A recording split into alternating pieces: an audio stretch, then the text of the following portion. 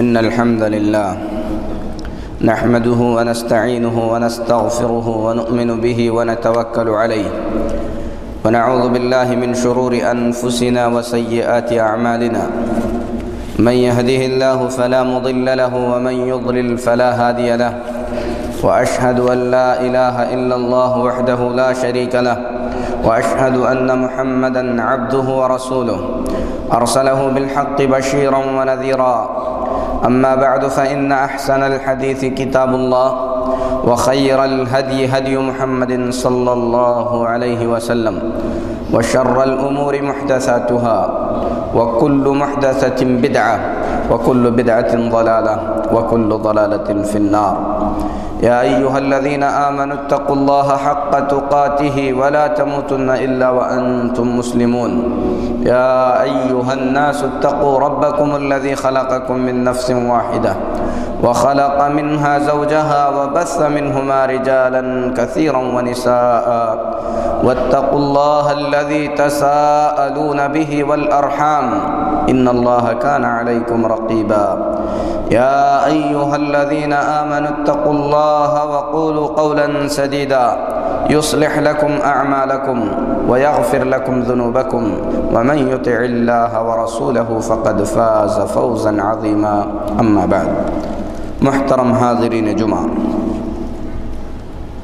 یہ مہینہ رجب کا مہینہ ہے جو کہ ان مہینوں میں سے ایک مہینہ ہے جسے اللہ تبارک و تعالی نے اشہر الحرم یعنی حرمت والے مہینے قرار دیا ہے۔ ان حرمت والے مہینوں کے سلسلے میں خصوصی طور پر اللہ رب العالمین نے فرمایا فَلَا تَظْلِمُوا فِيهِنَّ أَنفُسَكُمْ کہ ان مہینوں میں اپنے آپ پر ظلم نہ کرو۔ مفسرین اس آیت کریمہ کی تفسیر میں فرماتے ہیں کہ اپنے آپ پر ظلم نہ کرنے کا جو اللہ تبارک و تعالی نے حکم دیا ہے، اس کا مطلب یہ ہے کہ ان مہینوں میں گناہوں کے کام نہ کرو، کیونکہ ان مہینوں میں گناہوں کا کام کرنا دوسرے مہینوں میں گناہ کا کام کرنے سے زیادہ بڑا جرم ہے۔ اس لیے مومن کو چاہیے کہ ان مہینوں کی حرمت کا خیال رکھے، اپنے آپ کو تمام گناہوں سے محفوظ رکھنے کی کوشش کرے۔ میرے محترم بھائیوں، لیکن افسوس کی بات یہ ہے کہ اس مہینے میں جسے اللہ تبارک و تعالی نے اشہر الحرم یعنی حرمت والے مہینوں میں سے ایک مہینہ بنایا، جن مہینوں میں خصوصی طور پر اللہ تبارک و تعالی نے گناہوں سے بچنے کا حکم دیا، لیکن امت مسلمہ اپنے آپ کو مسلمان کہنے والے اسلام کی طرف منسوب بہت سارے لوگ جو اسلام کا دعویٰ کرتے ہیں، اس مہینے کے اندر خصوصیت کے ساتھ دوسرے مہینوں سے زیادہ اللہ تعالیٰ کی نافرمانی کے کام کرتے ہیں، اور یہ نافرمانی کے کام صرف گناہ کی حد تک نہیں بلکہ کثرت سے بدعتیں انجام دیتے ہیں، جو کہ اللہ تبارک و تعالیٰ کی ناراضگی کا سب سے بڑا سبب ہے۔ میرے محترم بھائیوں، اس مہینے کے بدعتوں میں سے کچھ بدعتوں کا ذکر گزشتہ جمعہ میں کیا گیا کہ اس مہینے میں کچھ لوگ پہلی جمعرات کو خصوصی نماز پڑھتے ہیں۔ یہ اللہ اور اس کے رسول صلی اللہ علیہ وسلم کے دین سے ثابت نہیں ہے۔ کچھ لوگ اس مہینے میں کچھ خاص دنوں میں یا رجب کے مہینے کے اندر خصوصیت سے روزہ رکھنے کو زیادہ ثواب کا کام سمجھتے ہیں، جو کہ کتاب اللہ اور سنت رسول صلی اللہ علیہ وسلم سے ثابت نہیں ہے، بلکہ رجب کے مہینے کی خصوصی فضیلت کے سلسلے میں جیسا کہ حافظ ابن حجر، ابن رجب، امام ابن تیمیہ، امام ابن القیم اور بڑے بڑے محدثین کرام رحمت اللہ علیہ مجمعین نے واضح فرما دیا کہ رجب کے مہینے کی فضیلت کے سلسلے میں اللہ کے رسول صلی اللہ علیہ وسلم سے کوئی حدیث ثابت نہیں ہے۔ جتنی حدیثیں رجب کے فضیلت کے سلسلے میں بیان کی جاتی ہیں، وہ ساری کی ساری حدیثیں من گھڑت لوگوں کی اپنی بنائی ہوئی حدیثیں ہیں، جسے بنا کر انہوں نے اللہ کے رسول صلی اللہ علیہ وسلم اور صحابہ کرام رضوان اللہ علیہ مجمعین کی طرف منسوب کر دیا ہے۔ میرے محترم بھائیو، رجب کے مہینے سے متعلق ایک عظیم مسئلہ عتیرہ کا مسئلہ ہے۔ بخاری شریف میں اللہ کے رسول صلی اللہ علیہ وسلم فرماتے ہیں لا فرق ولا عتیرہ، اسلام میں فرق اور عتیرہ نام کی کوئی چیز نہیں ہے۔ فرق ایک رسم ہے جس کو زمانہ جاہلیت کے لوگ انجام دیا کرتے تھے۔ اس رسم میں زمانہ جاہلیت کے لوگ اپنے جانور کا جو پہلا بچہ پیدا ہوتا تھا اس بچے کو بتوں کے نام پر ذبح کرتے تھے، اس کے گوشت کو کھاتے، اوروں کو کھلاتے تھے، اس کے چمڑے کو کسی درخت پر پھینک دیا کرتے تھے، اور یہ سمجھتے تھے کہ اس سے بلائیں ٹلتی ہیں، ان جانوروں کا بھلا ہوتا ہے۔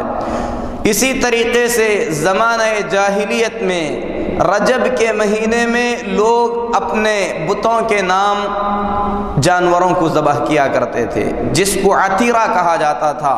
اللہ کے رسول صلی اللہ علیہ وسلم نے ان دونوں چیزوں کی نفی فرمائی اور فرمایا لا فرق ولا عتیرہ، اسلام میں فرق اور عتیرہ نام کی کوئی چیز نہیں ہے۔ یعنی اسلام اس بات کی اجازت نہیں دیتا کہ غیر اللہ کے نام پر کسی بھی طریقے کا کوئی جانور ذبح کیا جائے۔ جانور کا ذبح کرنا ایک عبادت ہے، اور یہ ایک ایسی عظیم عبادت ہے جس عبادت کو اگر کوئی شخص اللہ کے سوا کسی اور کے لیے انجام دے، کسی اور کے لیے، یعنی اللہ کے کسی نیک بندے کے لیے یا اللہ کے کسی دشمن کے لیے یا کسی درخت یا پتھر کے لیے، جس کسی کے لیے بھی یہ عبادت انجام دی جائے، اگر غیر اللہ کے لیے انجام دی جائے تو ایسی صورت میں وہ شخص ملت اسلامیہ سے خارج ہو جاتا ہے۔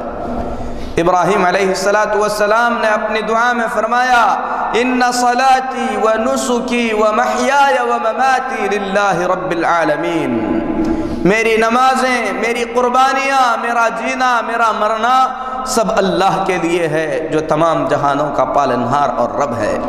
ایک مومن کی ساری عبادتیں صرف اور صرف اللہ کے لیے ہوتی ہیں۔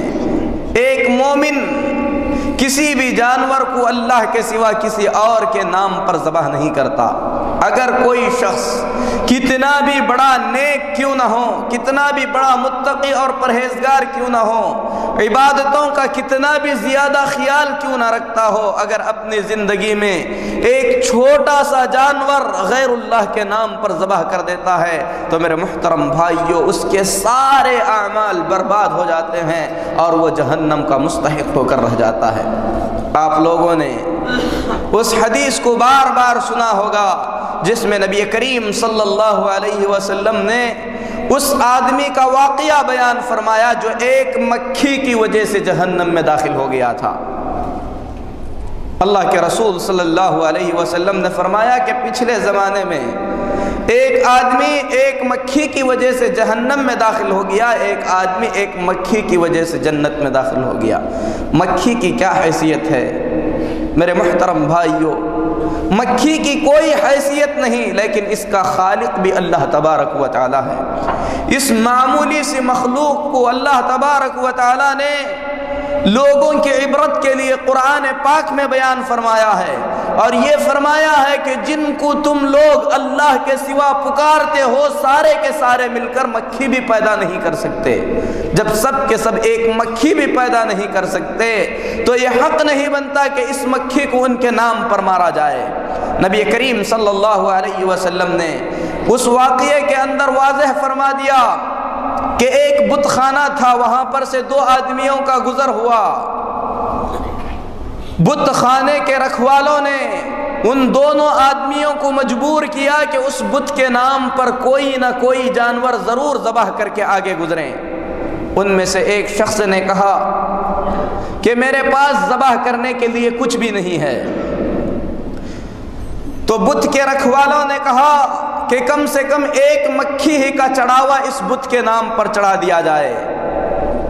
اس آدمی نے کہا کہ مکھی اللہ کی پیدا کی ہوئی ہے، اس مکھی کو غیر اللہ کے نام پر چڑھایا نہیں جا سکتا، تو بدبختوں نے اسے قتل کر دیا، اللہ تبارک و تعالیٰ نے اسے جنت میں داخل کر دیا۔ دوسرے آدمی نے کہا کہ صرف ایک مکھی کی بات ہے تو میں اسے مار دیتا ہوں، مار کر بت کے نام پر چڑھا دیا۔ اللہ کے رسول صلی اللہ علیہ وسلم فرماتے ہیں کہ اسے جہنم میں داخل کر دیا گیا۔ تو میرے محترم بھائیوں، یہ جانور اللہ کے پیدا کیے ہوئے ہیں، ان جانوروں کو اللہ کا نام لے کر ذبح کیا جائے گا اور اللہ کی رضامندی کے خاطر ذبح کیا جائے گا۔ اگر معمولی سا معمولی جانور، چاہے وہ مرغے کی شکل میں ہو، بکرے کی شکل میں ہو، گائے کی شکل میں ہو، اگر کوئی شخص غیر اللہ کے لیے ذبح کرتا ہے تو وہ ایک ایسے گھناؤنے جرم کا ارتکاب کرتا ہے جس جرم کے بارے میں اللہ رب العالمین نے فرمایا کہ ایسے مجرم پر اللہ نے جنت کو حرام کر دیا ہے، اس کا ٹھکانہ ہمیشہ ہمیشہ کی جہنم بن کر رہے گا۔ اللہ سے دعا ہے کہ اللہ تبارک و تعالی تمام کو جہنم سے محفوظ رکھے۔ میرے محترم بھائیوں، ذبح کرنا عبادت ہے جو صرف اللہ تبارک و تعالی کے لیے خاص ہے، اللہ کے سوا کسی اور کے نام کا جانور ذبح نہیں کیا جا سکتا۔ زمانہ جاہلیت میں لوگ رجب کے مہینے میں اپنے بتوں کے نام پر جانور ذبح کیا کرتے تھے۔ اللہ کے رسول صلی اللہ علیہ وسلم نے اس سے منع فرمایا، کہا لا فرق ولا عتیرہ، اسلام میں فرق اور عتیرہ نام کا کوئی جانور نہیں ہے۔ عتیرہ کے سلسلے میں اہل علم کہتے ہیں کہ عتیرہ اس جانور کو کہا جاتا ہے جو رجب کے مہینے میں لوگ خصوصیت کے ساتھ ذبح کرتے تھے، اس میں سے خود بھی کھاتے تھے، اوروں کو بھی کھلاتے تھے۔ اللہ کے رسول صلی اللہ علیہ وسلم نے اس قسم کے جانور کو ذبح کرنے سے منع فرمایا ہے۔ لیکن میرے محترم بھائیوں، کیا اس کا مطلب یہ ہے کہ بقرعید کے علاوہ، قربانی کے علاوہ کوئی جانور اللہ کے نام پر ذبح نہیں کیا جا سکتا؟ نہیں، ایسی بات نہیں ہے۔ اگر کوئی شخص اللہ کے تقرب کے لیے، اللہ سے قریب ہونے کے لیے بطور عبادت کے کسی بھی مہینے میں، یہاں تک کہ رجب کے مہینے میں بھی اللہ رب العالمین کی رضامندی کے خاطر کوئی جانور ذبح کرے، صرف اللہ کے نام پر ذبح کرے، اسے فقیروں اور مسکینوں میں تقسیم کر دے، تو ایسا عمل شریعت اسلامیہ کے اندر اجر اور ثواب کا مستحق بنتا ہے۔ مخنف بن سلیم رضی اللہ تعالی عنہ، جو قبیلہ غامدیہ کے صحابہ میں سے ایک صحابی ہیں، بیان فرماتے ہیں کہ اللہ کے رسول صلی اللہ علیہ وسلم نے عرفہ کے دن خطبہ دیا۔ اللہ کے رسول صلی اللہ علیہ وسلم نے عرفہ کے دن فرمایا، ان علی کل اہل بیت فی کل عام اضحیۃ وعتیرہ، لوگوں سنو، مسلمانوں کے ہر گھر پر واجب ہے کہ ہر سال میں ایک قربانی کریں اور ایک جانور ذبح کریں، عتیرہ کریں۔ وہی التی یسمونها الرجبیہ، عتیرہ سے مراد وہی جانور ہے جسے لوگ رجب کے مہینے میں ذبح کیا کرتے تھے۔ یہ حدیث صحیح ہے، اور یہ واقعہ عرفہ کا واقعہ ہے، یعنی نبی کریم صلی اللہ علیہ وسلم کی حیات طیبہ کے آخری دنوں کا واقعہ ہے۔ اس لیے اہل علم کہتے ہیں کہ یہ حکم منسوخ نہیں ہوا ہے۔ جس طریقے سے قربانی عبادت ہے، اسی طریقے سے سال کے کسی بھی مہینے میں جانور ذبح کر کے مسکینوں کو کھلایا جائے، غریبوں اور فقیروں کو کھلایا جائے، یہ عبادت میں داخل ہے، اس پر انسان کو ضرور اجر و ثواب سے نوازا جائے گا۔ اس حدیث کی مزید وضاحت کرتے ہوئے حضرت نبیشہ بن عمر رضی اللہ تعالیٰ عنہ بیان فرماتے ہیں کہ لوگوں نے کہا، اے اللہ کے رسول صلی اللہ علیہ وسلم، انا کنا نعتر فیہ، یعنی فی رجب، اے اللہ کے رسول صلی اللہ علیہ وسلم، ہم زمانہ جاہلیت میں رجب کے مہینے میں جانور ذبح کیا کرتے تھے، اب ہم کیا کریں؟ اللہ کے رسول صلی اللہ علیہ وسلم نے فرمایا، اذبحوا للہ فی ای شہر کان، کسی بھی مہینے میں کیوں نہ ہو، اللہ کے نام پر تم جانور ذبح کر سکتے ہو۔ وبروا بہ اللہ واطعموا، اللہ تبارک و تعالیٰ کی عبادت کرو جانوروں کو ذبح کر کے، اور لوگوں کو کھانا کھلاؤ۔ مسکینوں کو کھلاؤ۔ تو میرے محترم بھائیوں، رجب کا مہینہ ہو، شعبان کا مہینہ ہو، رمضان کا مہینہ ہو، سال کے 12 مہینوں میں سے کسی بھی مہینے میں اگر کوئی آدمی جانور ذبح کر کے مسکینوں اور فقیروں کو کھلائے تو یہ عمل قابل مبارکباد ہے۔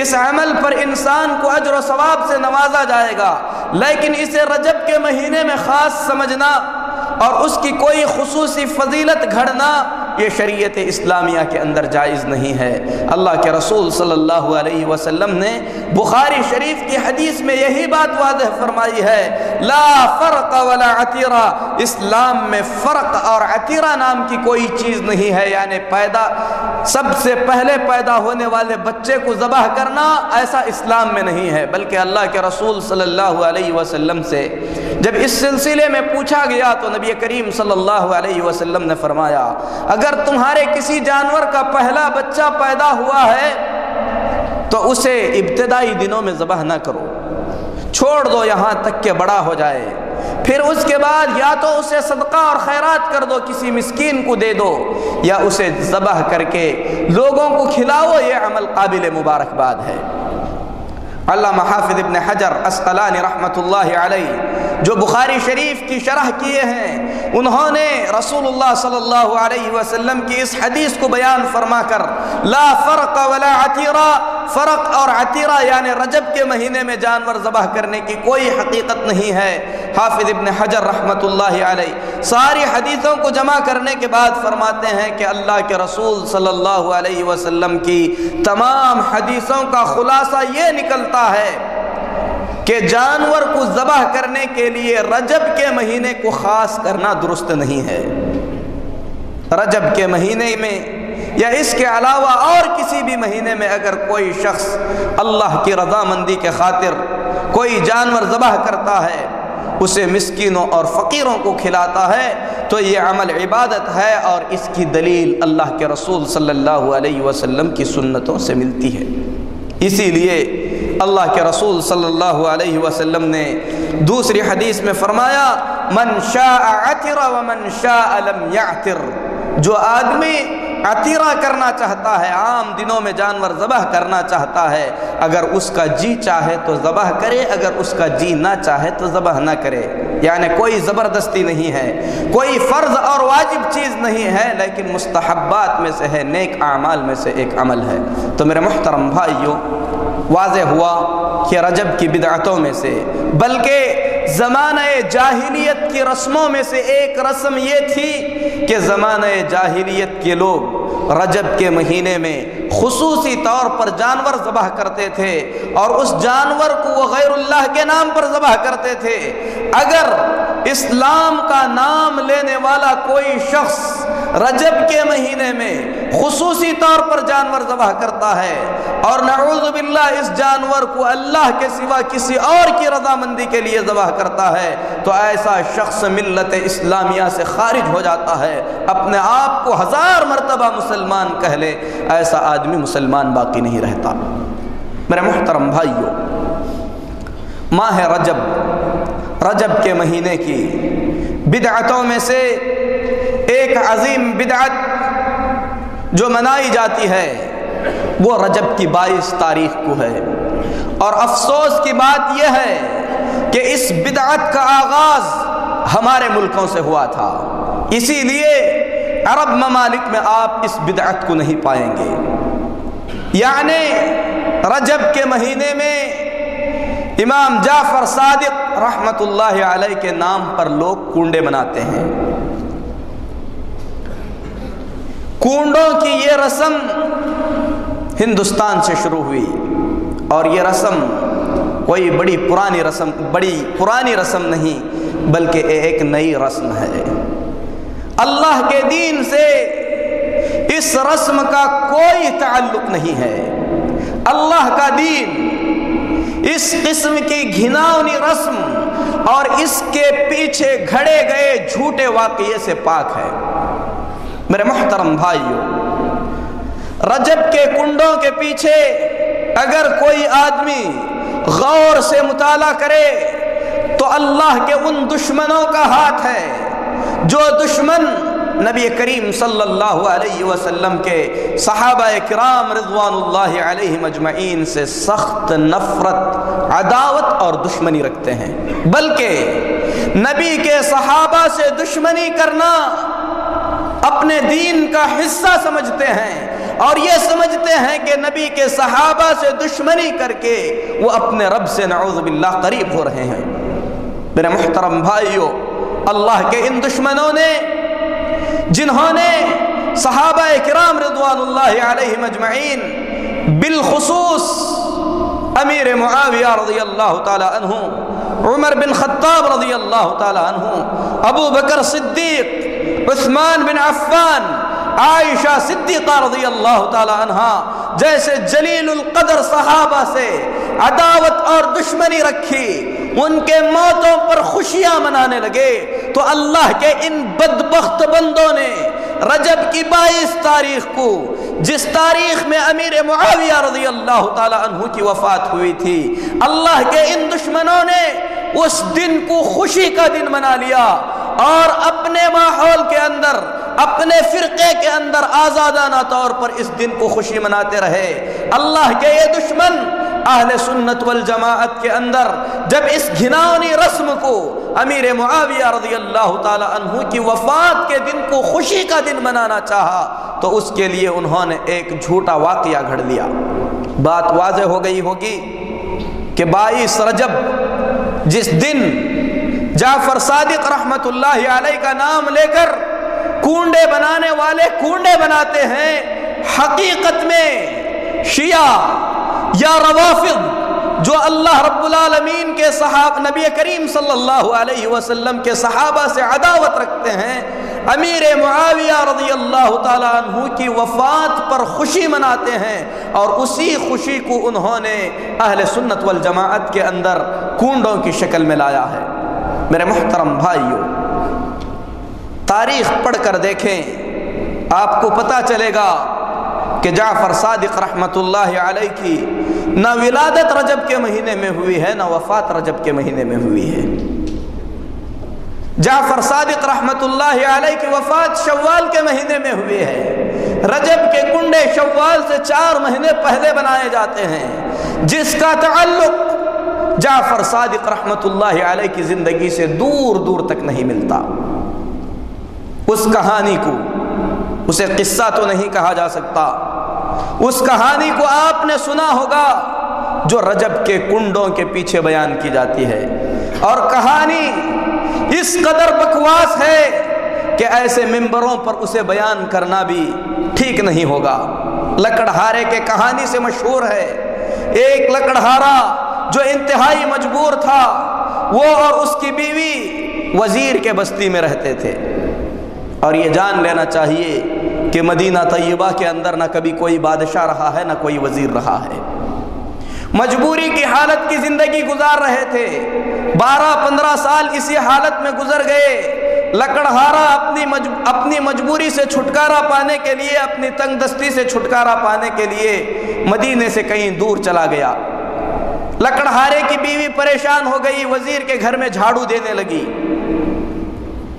اتنے میں ایک عرصہ گزرنے کے بعد اس نے جعفر صادق رحمت اللہ علیہ کو دروازے پر یہ کہتے ہوئے سنا کہ جو مجبور مصیبت زدہ شخص آج کے دن رجب کے 22 تاریخ کو میرے نام کے کنڈے بنائے گا، پھر اس کے بعد میرے نام کا وسیلہ لے کر اللہ سے دعا کرے گا، اس کی ہر مصیبت دور ہو جائے گی۔ اگر دور نہ ہو تو قیامت کے دن میرا دامن پکڑ کر اللہ کے سامنے سوال کر سکتا ہے۔ اللہ کے لیے بتاؤ، کیا اللہ کے نیک بندے، اللہ سے ڈرنے والے، اللہ کے متقی اور پرہیزگار بندے اس قسم کی جرأت کر سکتے ہیں کہ دربار الہی میں کسی کو للکاریں؟ ایسا ہرگز نہیں ہو سکتا۔ میرے محترم بھائیو، ایک دیو مالائی قصہ ہے کہ اس کے بعد اس عورت نے کنڈے بنائے، اس کا شوہر جو لکڑیاں کاٹنے گیا تھا اور اس سے کئی سالوں سے غائب تھا، اس کی کلہاڑی نیچے گر گئی، اسے احساس ہوا کہ زمین کھوکھلی ہے، کھودا تو وہاں پر بہت بڑا خزانہ اسے مل گیا۔ لے کر گھر واپس آیا، راتوں رات وزیر کے محل کے بغل میں اس نے ایک اپنا بڑا محل تعمیر کر دیا، جنوں نے تعمیر کیا ہوگا یا خود بخود بن گیا ہوگا۔ اللہ اکبر! مسلمان ایسے واقعات پر یقین رکھتے ہیں۔ میرے مسلمان بھائیو، یہ المیہ ہے۔ اللہ کے کتاب کی صحیح خبروں کو چھوڑ کر کسی من گھڑت واقعے پر جس کی کوئی دلیل، کوئی سند نہیں، نہ اس بادشاہ کا نام، نہ اس وزیر کا نام، نہ اس کتاب کا نام جس میں یہ واقعات بیان کیے گئے، میرے محترم بھائیو، محل بن گیا۔ وزیر کی بیوی نے کچھ دنوں کے بعد اپنے چھت پر چڑھ کر دیکھا تو اس کے محل کے بازو میں محل بنا ہوا ہے، یعنی بازو میں محل تعمیر ہو گیا، وزیر کی بیوی کو پتہ تک نہیں چلا۔ اس کے بعد اس نے پوچھا کہ یہ محل کس کا ہے؟ بتایا گیا کہ یہ آپ کے گھر میں جو جھاڑو دیتی تھی اس نوکرانی کا ہے۔ وہ اس کو بلا بھیجی، پورا واقعہ اس نے پوچھا تو کنڈوں کی حقیقت اس نے بیان کی۔ وزیر کی بیوی نے مذاق اڑایا جیسے ہم مذاق اڑا رہے ہیں۔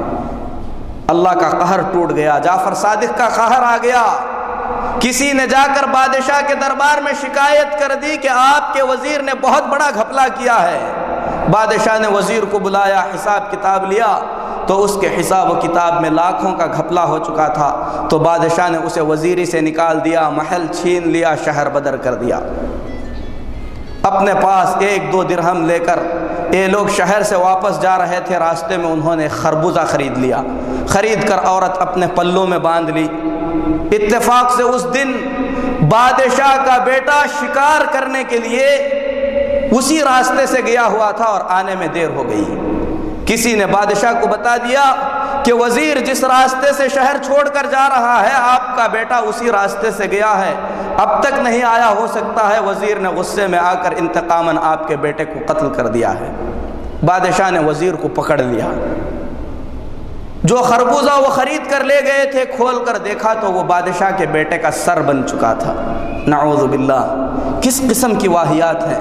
اسے دین کا نام دیا جائے، اسے دین اسلام کی طرف منسوب کیا جائے۔ اللہ کی قسم، اللہ کا دین ایسے جھوٹے واقعات سے بری اور پاک ہے۔ جو دین اللہ رب العالمین نے محمد الرسول اللہ صلی اللہ علیہ وسلم پر نازل فرمایا ہے، میرے مسلمان بھائیوں، وہ دین حقیقت پر مبنی ہے۔ اس دین کے اندر ایسے جھوٹے واقعات کے لیے کوئی جگہ نہیں بن سکتی۔ میرے محترم بھائیوں، آگے کہتے ہیں کہ اس کے بعد بادشاہ نے وزیر اور اس کی بیوی کو قید خانے میں ڈال دیا۔ اب یہ رات بھر پریشان رہے۔ وزیر نے کہا کہ میں نے ضرور کوئی غلطی کی ہے جس کی مجھے یہ سزا مل رہی ہے۔ وزیر کی بیوی نے کہا کہ غلطی آپ سے نہیں، مجھ سے ہوئی ہے۔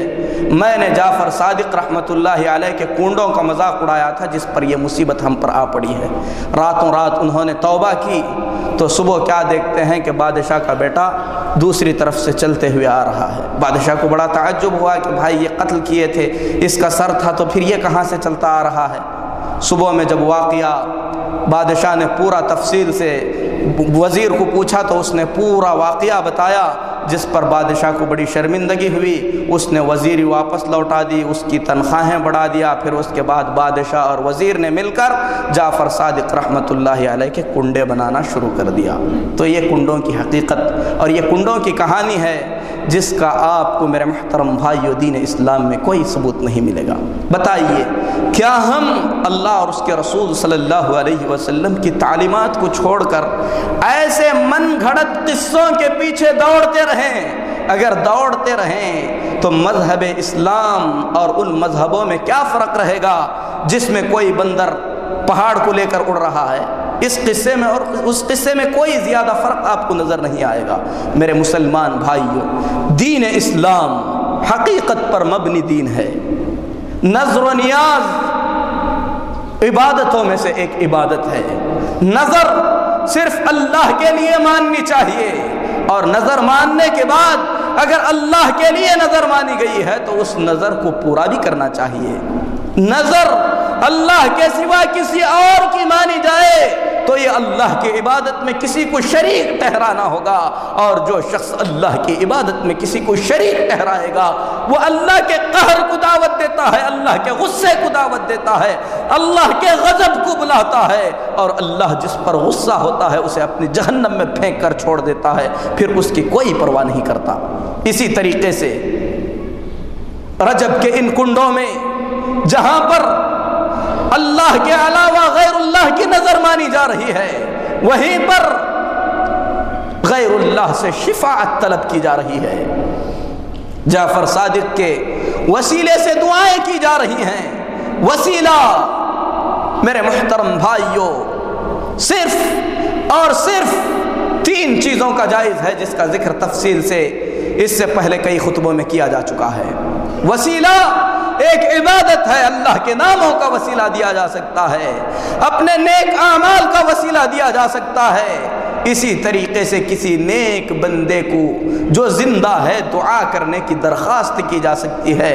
اس کے علاوہ اگر غیر اللہ کو بطور وسیلہ پکارا جائے تو یہ شرک قرار پائے گا۔ مشرکین مکہ جن لوگوں کی عبادت کیا کرتے تھے، ان کی عبادت کے سلسلے میں کہا کرتے تھے ما نعبدہم الا لیقربونا الی اللہ زلفا، ہم ان کی عبادت اس لیے کرتے ہیں کہ یہ اللہ سے ہمیں قریب کر دیں گے۔ اگر یہ معبود جعفر صادق ہوں، اللہ کے انبیاء میں سے ہوں، اللہ کے اولیاء میں سے ہوں، اللہ کے فرشتوں میں سے ہوں، چاہے کوئی بھی ہو، اگر انہیں یہ سمجھ کر پکارا جائے کہ یہ ہم کو اللہ سے قریب کر دیں گے تو میرے محترم بھائیو ایسی صورت میں یہ شرک قرار پائے گا، کیونکہ دربار الہی اللہ تبارک و تعالیٰ کا دربار ایسا جلیل اور ایسا عظیم القدر ہے کہ اللہ کی مرضی کے بغیر وہاں پر کسی کو زبان حرکت دینے کی طاقت نہیں ہوتی۔ شفاعتیں، سفارشیں ساری کی ساری صرف اللہ کے لیے ہے۔ جس کو اللہ سفارش کرنے کی اجازت دے بس وہی اللہ کے دربار میں سفارش کر سکتا ہے۔ رجب کے مہینے کی بدعتوں میں سے ایک عظیم بدعت جو بڑے دھوم دھام سے ہمارے مہینوں میں دیوالی کی شکل میں منائی جاتی ہے میرے محترم بھائیوں، وہ شب معراج ہے، جس کی کتاب و سنت میں کوئی دلیل نہیں ہے۔ معراج حق ہے، اللہ کے نبی صلی اللہ علیہ وسلم کو 7 آسمان کی سیر کرائی گئی، یہ آپ کی فضیلتوں میں سے ایک عظیم القدر فضیلت ہے۔ یہ وہ فضیلت ہے جہاں پر اللہ کے رسول صلی اللہ علیہ وسلم نے ڈائریکٹ اللہ تبارک و تعالیٰ سے گفتگو کی ہے، آپ نے بات چیت کی ہے، اور ایسی فضیلت اللہ تعالیٰ نے اپنے نبیوں میں سے کسی کو عطا نہیں فرمائی، اس کا کوئی انکار نہیں۔ لیکن دین اسلام میں ہر عمل خاص حکمت کے ساتھ ہوا۔ مؤرخین اس مسئلے میں شدید اختلاف رکھتے ہیں کہ معراج کس سال میں ہوئی تھی، کس مہینے میں نہیں، کس سال میں ہوئی تھی۔ پھر مہینے میں اختلاف ہے کہ کس مہینے میں ہوئی تھی، پھر تاریخ کا کہاں سے پتہ چلے گا۔ لیکن قریب ترین اقوال یہی بیان کرتے ہیں کہ معراج مکہ کے آخری، نبی کریم صلی اللہ علیہ وسلم کی مکی زندگی کے آخری حالات میں ہوئی تھی۔ اکثر تاریخ نگاروں کا یہ ماننا ہے کہ معراج ابو طالب اور حضرت خدیجہ رضی اللہ تعالی عنہا کے وفات کے بعد ہوئی۔ نبی کریم صلی اللہ علیہ وسلم کے مکی زندگی کا آخری مرحلہ تھا، یعنی مطلب یہ ہے کہ اس کے بعد 13 سال تک، 10 سال تک اللہ کے نبی صلی اللہ علیہ وسلم دنیا میں رہے، لیکن آپ نے کبھی لیلۃ المعراج، شب معراج نہیں بنائی، صحابہ نے نہیں منائی، تابعین نے نہیں منائی، ائمہ اربعہ نے نہیں منائی، بلکہ 400 صدی کے بعد اس بدعت کا آغاز ہوا اور زور پکڑتا چلا گیا۔ آج اسے بقرعید اور رمضان سے زیادہ اہتمام کے ساتھ بنایا جاتا ہے۔ میں اپنی بات کو نبی کریم صلی اللہ علیہ وسلم کی اس حدیث پر ختم کرتا ہوں، فرماتے ہیں کل بدعت ضلالہ وکل ضلالۃ فی النار، ہر بدعت گمراہی ہے اور ہر گمراہی کا ٹھکانہ جہنم ہے۔ میرے محترم بھائیو، معراج کے سلسلے میں شدید اختلاف ہے کہ کس مہینے میں ہوا۔ بعض کا کہنا ہے کہ رمضان کے مہینے میں ہوئی، بعض کا کہنا ہے کہ ربیع الاول کے مہینے میں ہوئی، بعض کا ماننا ہے کہ رجب کے مہینے میں ہوئی۔ کس مہینے میں ہوئی اس کی کوئی ٹھوس دلیل نہیں، کس سال میں ہوئی کوئی ٹھوس دلیل نہیں۔ اگر ثابت بھی ہو جائے تو جو کام رسول اللہ صلی اللہ علیہ وسلم اور آپ کے صحابہ نے نہیں کیا، اللہ کے دین کا حصہ نہیں بن سکتا۔ اسی لیے اپنے آپ کو تمام بدعتوں سے پاک رکھو۔ ہم اللہ سے دعا کرتے ہیں کہ اللہ تبارک و تعالی ہمیں توفیق عطا فرمائے کہ اس کے نبی کی سنتوں کو صحیح طور پر سمجھ سکیں۔ اللہ تعالی سنتوں پر زندہ رکھے۔ اللہ رب العالمین ایمان اور سنت پر وفات عطا فرمائے۔ اقول قولی ھذا واستغفر اللہ لی ولکم ولسائر المسلمین فاستغفروہ انہ